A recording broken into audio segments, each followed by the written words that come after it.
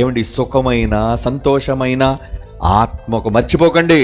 సుఖమైన సంతోషమైన అనుభవించేది శరీరం అనుకుంటున్నారేమో. నో, ఈ శరీరంలో ఆత్మ ఉందే, శక్తి, అదే నువ్వు నేను.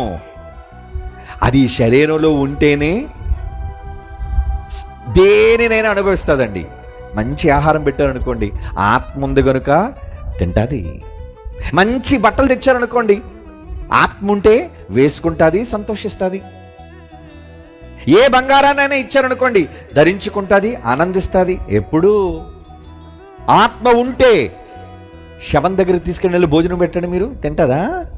తిందో. మంచి బట్టలు తెచ్చామని చెప్పండి, పొంగిపోద్దా? పొంగిపోదు. ఇదిగో నీకోసం 10 సవరాల బంగారం తెచ్చాము అని ఆ శవానికి ఇవ్వండి, లేచి కూర్చుంటుందా? కూర్చోదు. కోసినా కాల్చినా దానికి బాధే లేదండి. అంటే ఇప్పుడు బాధ అయినా సంతోషమైనా దేనికి ఉంటుంది? లోన ఈ శరీరములో ఉన్న ఆత్మకే అనుభవం అంతా. అనుభవించేది ఆత్మని మర్చిపోకండి. అందుకే ఆత్మ వెళ్ళిపోయిన తర్వాత ఈ శవాన్ని తీసుకెళ్ళి కట్టెల మీద పెట్టి కాల్చండి, బాబోయ్ అంటదా? అందో. అదే బ్రతుకున్న మీ మీద ఒక అగ్గిపుల రంగ తీసి పెట్టండి, ఇలాగ ఒక వేలి మీద.